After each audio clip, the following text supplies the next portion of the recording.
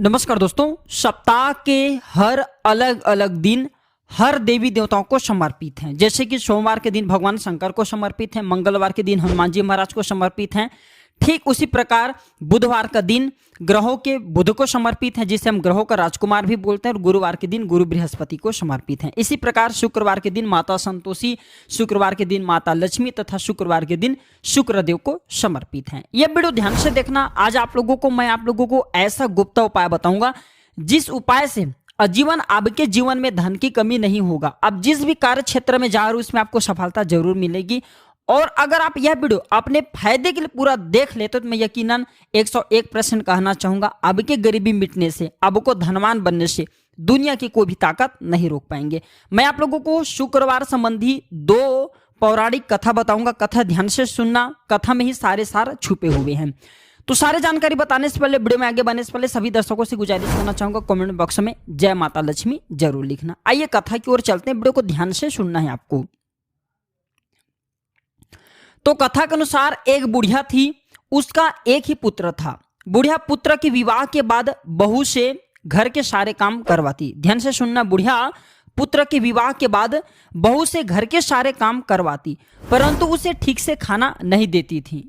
यह सब लड़का देखता, पर मां से अपने कुछ भी नहीं कह पाता। बहू दिन भर काम में लगी रहती, ओपले थापती, रोटी रसोई करती, बर्तन साफ करती, यहाँ तक कि कपड़े भी धोती, और इसी में उसका सारा समय बीत जाता। काफी सोच विचार कर एक दिन लड़का अपने माँ से बोला, माँ मैं परदेश जा रहा हूँ।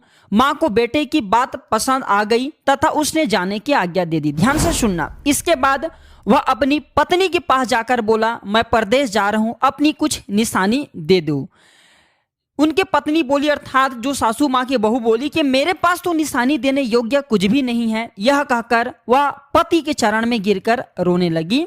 इससे पति के जूते पर गोबर से सने हाथों से छप गई। ध्यान से सुनना, गोबर से सने हाथ जो हैं उनके जूते पर छप गई। उसके पुत्र के जाने के बाद, जी हाँ, बुढ़िया के पुत्र के जाने के बाद उनके सास के अत्याचार बढ़ गए। उनके पति जाने के बाद उनके सास के अत्याचार बहुत बढ़ गए। एक दिन बहू दुखी होकर मंदिर चली गई। वहां उसने देखा कि बहुत सी स्त्रियां पूजा कर रही थी।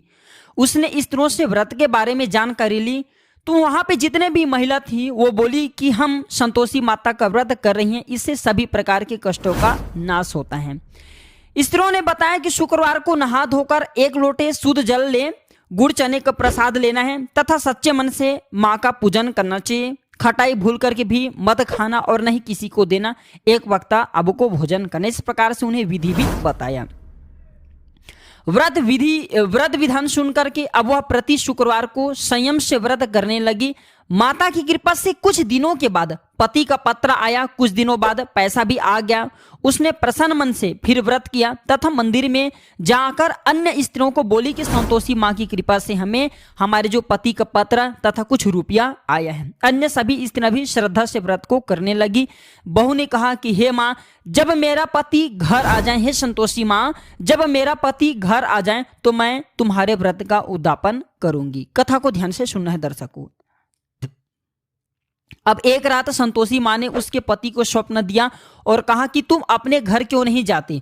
तो वह कहने लगे, सेठ का सारा सामान अभी बिका नहीं है, रुपया भी अभी नहीं आया है। उसने सेठ को स्वप्न की सारे बात कही। जो उनके पति, उसने अपने सेठ को सारी बात कही तथा घर जाने की इजाजत मांगी, पर सेठ ने इनकार कर दिया। मां की कृपा से कई व्यापारी आए, सोना चांदी तथा अन्य सामान खरीद करके ले गए। कर्जदार भी रुपया लौटा गए। अब तो साहूकार ने उसे घर जाने की इजाजत दे दी। घर आकर पुत्र ने अपनी माँ व पत्नी को बहुत सारे रुपये दिए। पत्नी ने कहा कि मुझे संतोषी माता के व्रत का उद्यापन करना है। उसने सभी को न्योता दे उद्यापन की सारी तैयारी की। पड़ोसी की एक स्त्री उसे, उनके जो सुखी हैं, तो पड़ोसी के एक स्त्री, जाहिर सी बात है जब व्यक्ति आगे बढ़ते तो लोग ईर्ष्या करते हैं, द्वेष करते हैं। तो पड़ोस की एक स्त्री उसे, उनके जो सुखी, इसे देख करके ईर्ष्या करने लगी। उसने अपने बच्चों को सिखा दिया कि तुम भोजन के समय खटाई जरूर मांगना। उद्यापन के समय खाना खाते खाते बच्चे खटाई के लिए मचल उठे, तो बहू ने पैसा देकर उन्हें बहलाया। बच्चे दुकान से उन पैसों की इमली खटाई खरीद करके खाने लगे। तो बहू जो बहू है उन पर माता ने कोप किया। माता संतोषी हैं, ये क्रोध हो गए और राजा के दूत उसे, उनके जो पति हैं उसको पकड़ करके तुरंत उसी टाइम ले करके जाने लगे। तो किसी ने बताया कि उद्यापन में बच्चों ने पैसों की इमली खटाई खाई है। तो बहू ने पुनः व्रत के उद्यापन का संकल्प लिया। संकल्प के बाद वह मंदिर से निकली तो राह में पति आता दिखाई दिया। पति बोला, इतना धन जो कमाया है उसका कर राजा ने मांगा था। अगले शुक्रवार को उसने फिर जितने भी विधि विधान पूर्वक उनसे बन पड़े व्रत का उद्यापन किया। इससे संतोषी माँ प्रसन्न हुई और 9 माह बाद चांद सा सुंदर पुत्र हुआ। अब सास बहू तथा बेटे माँ की कृपा से आनंद पूर्वक रहने लगे। तो देखिए, जो शुक्रवार का दिन होता है ये माँ संतोषी को समर्पित होता है। तो ये थी एक पहला कथा। मैं आप लोगों को जबरदस्त पावरफुल आज गुप्त उपाय बताने जा रहा हूँ जिससे आपके जीवन में कभी धन की कमी नहीं होगी। अब चलिए दूसरे कथा की ओर बढ़ते हैं। कमेंट बॉक्स में अभी तक जय माता लक्ष्मी नहीं लिखे तो लिख देना। तो दूसरे कथा कुछ इस प्रकार से हैं।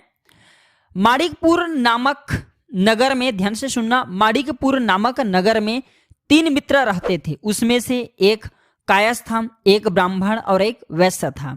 वे तीनों हमेशा साथ रहते थे।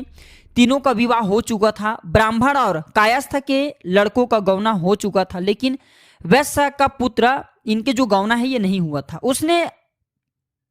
उसके दोस्त उसे अक्सर कहा करते थे कि तुम अपने पत्नी को उसके मायके से ले क्यों नहीं आते। तब वैश्य पुत्र धनराज ने, उनका नाम धनराज है, ध्यान से सुनना, तब वैश्य पुत्र धनराज ने अपने पत्नी कुसुम को लाने का निश्चय कर लिया। इनकी पत्नी का नाम कुसुम था। अगले ही दिन धनराज ने माता पिता से अपनी पत्नी कुसुम को लाने की बात कही। उसकी बात सुनकर उनके जो माता पिता वे हैरान हो गए। बोले कि बेटे, अभी शुक्र अस्त हो रहा है, इसलिए अभी बहू को लाना उचित नहीं है। कुछ दिन ठहर कर रुक जाओ। लेकिन धनराज नहीं माना। वह कुसुम को लाने ससुराल पहुंच गया। ससुराल में धनराज की खूब भाव भगत की गई, क्योंकि जाहिर सी बात है जब किसी के दामाद आए तो डर से भी लगता है। तो धनराज ने कुसुम को विदा करने के लिए कहा तो उसके सास ससुर ने बोला कि बेटे, अभी शुक्र अस्त हो रहे हैं, ऐसे में लड़की को विदा नहीं करते, कुछ दिन ठहर जाओ, फिर हम कुसुम को खुशी खुशी विदा कर देंगे। लेकिन धनराज वहां भी जिद पर अड़ गया और कुसुम को लेकर के ही वहां से विदा हुआ। धनराज कुसुम को जब अपने घर ले जा रहे थे तो अचानक बैल तेजी से भागने लगे। रास्ते में पड़े पत्थर से टकराने से गाड़ी का पहिया टूट गया। फलस्वरूप कुसुम को काफी चोट आई। दोनों को आगे की यात्रा पैदल ही करनी पड़ी। सुनसान रास्ते से गुजरते हुए डाकुओं ने उन्हें लूट लिया। उनका सारा धन, आभूषण और वस्त्र भी छीन लिए। किसी तरह से वे घर पहुंचे। दूसरे दिन घर में धनराज के बिस्तर पर सांप चढ़ गया और उसे डस लिया। सेठ जी ने, ध्यान से सुनना, सेठ जी ने बड़े बड़े चिकित्सक को बुलवाए, मगर कोई भी चिकित्सक जहर उतारने में सफल नहीं हुआ। दूर दूर से सफेरे बुलाए गए, लेकिन कोई भी धनराज को नहीं बचा सका। धनराज की मृत्यु हो गई। उसी समय पंडित ने, ध्यान से सुना, उसी समय पंडितों ने सेठ जी को एक बात बताई कि आपके बेटे ने शुक्र अस्त होने पर बहू को विदा करा लाने की भूल की है। यदि आप शुक्रवार की पूजा अर्चना करें और बहू शुक्रवार का व्रत करे तथा कथा सुनकर प्रसाद ग्रहण करे तो शुक्र देवता की अनुकंपा से धनराज पुनः जीवित हो सकता है। सेठ जी ने पंडितों की बात मानकर अपने मृत बेटे और बहू को वापस उसके ससुराल भेज दिया। कुसुम ने अपने घर अर्थात अपने कहा जाए मायके पहुंच करके शुक्रवार का व्रत और पूजन पाठ किया। उसने अपने पति की गलती के लिए शुक्र देवता से क्षमा मांगी। फलस्वरूप धनराज जीवित हो उठा। धनराज के जीवित हो जाने से घर में खुशियां भर गईं। उधर धनराज के माता पिता ने बेटे के जीवित होने का समाचार सुना तो शुक्रवार का व्रत किया और गरीबों को अन्न वस्त्र धन का दान किया। शुक्र के उदय होने पर धनराज अपनी पत्नी कुसुम के साथ घर वापस लौट आया। दोनों पति पत्नी शुक्रवार का विधि विधान से व्रत करते हुए शुक्र की पूजा करने लगा और उनके घर में धन्य धन की वर्षा होने लगी। ऐसा कहा जाता है उनके सभी कष्ट दूर होते चले गए। परिवार के सभी जितने भी वहां पे लोग रहते थे सब आनंद पूर्वक रहने लगे। देखिए, जो शुक्र देवता इसे वैवाहिक सुख का देवता कहे गए हैं। जो शुक्र देवता प्रसन्न होते तो व्यक्ति को तेजी से धन प्रदान करते हैं। हम कई बार आप सभी दर्शकों को बोलते हैं कि जो लोग अपनी कुंडली में शुक्र को मजबूत कर लेते हैं ऐसे व्यक्ति के जीवन में फिर कभी धन का अभाव नहीं होता। जो बच्चा पैदा करने में असमर्थवान होते ऐसे व्यक्ति को भी शुक्र की रत्न जरूर धारण करना चाहिए। देखा जाए तो शुक्र की जो रत्न कहे गए हैं वह है हीरा, लेकिन आमजन लोग हीरा नहीं धारण कर पाते। तो क्या करना चाहिए? तो शुक्र को अगर प्रसन्न करना चाहते हैं तो ओपल धारण कर सकते हैं। पुरुष हैं तो 5 से 7 रत्ती के बीच में अगर उपाल धारण करते हैं तो इसे अति उत्तम कहे गए। स्त्री हैं तो 4 रत्ती से कम धारण करे। चलिए इस वीडियो में जानते हैं शुक्रवार के दिन ऐसे कौन से उपाय किया जाए जिससे व्यक्ति की अध्यात्म उन्नति हो, व्यक्ति धनवान बने, गुणवान बने तथा व्यक्ति के जीवन में धन का अभाव ना हो। तो सुबह उठते ही, क्योंकि शुक्रवार के दिन माता लक्ष्मी, माता संतोषी तथा शुक्रदेव को समर्पित होता है, तो सुबह उठते ही आपको नहाने के बाद, स्नान ध्यान करने के बाद सफेद वस्त्र धारण करना चाहिए और माता लक्ष्मी के श्री स्वरूप का, जिसे हम माँ लक्ष्मी के स्वरूप, धनदायक स्वरूप कहे गए हैं, इसके सामने में खड़े होकर के, इनके मूर्ति के सामने में आप चाहते हो तो खड़े हो सकते हैं और श्री सूक्त का पाठ कर सकते हैं और एक कमल का फूल जरूर चढ़ाना चाहिए। तो ऐसा कहा जाता है इस उपाय के बाद आजीवन व्यक्ति के जीवन में धन का कभी अभाव नहीं होता। ऐसे व्यक्ति के घर में चारों ओर से धन की बारिश होती है। घर से काम पर निकलते समय थोड़ा सा आप चाहते हो तो चीनी खा करके जरूर निकले। जो लोग संतोषी माता को मानते हैं उनके लिए व्रत रखें। ऐसे व्यक्ति मीठा और दही नहीं खाएं, बल्कि मीठा खा सकते हैं लेकिन दही प्रयोग नहीं करें। और जो लोग जैसे संतोषी माता को नहीं मानते, जो लक्ष्मी माता को मानते, शुक्रदेव को मानते, ऐसे व्यक्ति घर से बाहर निकलते समय थोड़ा सा मीठा दही खा करके निकले।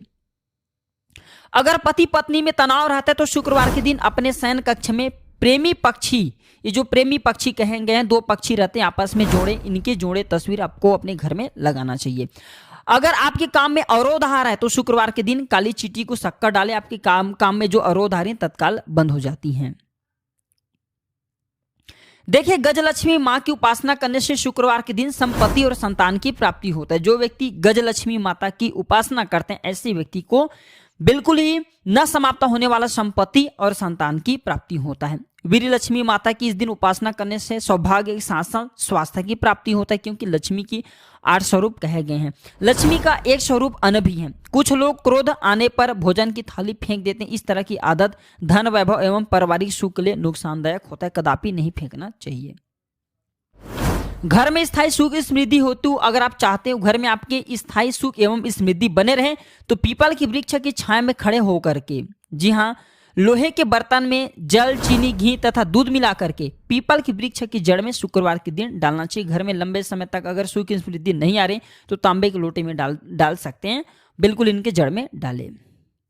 घर में अगर बार बार धन की हानि हो रही है तो शुक्रवार के दिन घर के मुख्य द्वार पर गुलाल छिड़क करके गुलाल पर शुद्ध घी का 2 मुखी जो दीपक होता है ये जलाना चाहिए। काफी रामबाड़ी उपाय कहे गए घर में सुख की समृद्धि लाने के लिए।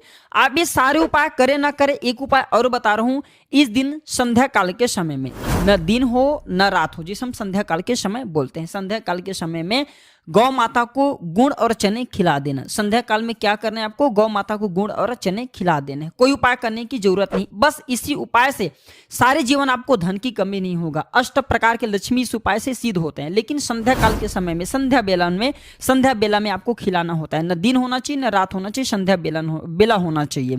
जो सूर्य है वो लालिमा कलर की दिखना चाहिए। तो गुड़ और चने खिलाने से व्यक्ति को समस्त प्रकार के देवी देवताओं के आशीर्वाद प्राप्त होते हैं, क्योंकि नवग्रह के साथ समस्त देवी देवता किसमें बसते हैं? गौ माता के शरीर के रोम रोम में, गौ माता के प्रत्येक हिस्से में बसते हैं, अपने सामर्थ्य अनुसार बसे हैं। तो आप जो है समस्त देवी देवताओं की कृपा प्राप्त करना चाहते हैं, धनवान बनना चाहते हैं, आप विश्वास करें या ना करें, ये उपाय करने के बाद आपके जीवन में खुद परिवर्तन आता है। केवल 5 शुक्रवार तक संध्या काल के समय में गौ माता को गुड़ और चने खिला देना, जन्मों के पाप मिटेंगे, जन्मों की गरीबी एवं दुख तकलीफ भी समाप्त हो जाएंगे। अब करना नहीं करना ये आपके ऊपर निर्भर करता है, क्योंकि जानकारी हम बताते हैं वह जानकारी सटीक होते हैं, प्रभावी होते हैं, रामबाण की तरह काम करते हैं। आप माने या ना माने, लेकिन टोने टोट के अपने प्रभाव दिखाते हैं, उपाय अपना प्रभाव दिखाते हैं। जिस प्रकार आप करंट को छुए, विद्युत को छुए, जो करंट वाला विद्युत कहे गए हैं, लाइट कहे गए हैं, इसे आप छूते हैं तो बिल्कुल ही करंट मारता ही है। जिस प्रकार आप आग में हाथ रखते हैं, आप जाने या ना जाने फिर भी आपके हाथ जलेंगे, उसी प्रकार जो ये सरल उपाय होते हैं, आप माने या ना माने, अपना प्रभाव बिल्कुल ही दिखाता है। तो आज की जानकारी पर समाप्त करता हूं दर्शकों। जनहित एवं जन कल्याण के लिए हमने आज की इस वीडियो में बहुत सारे उपाय बताए। जो उपाय आपको अच्छा बन पड़े वह उपाय जरूर कीजिएगा, आपके जीवन में परिवर्तन जरूर आएंगे। वीडियो देखने के लिए धन्यवाद, नमस्कार।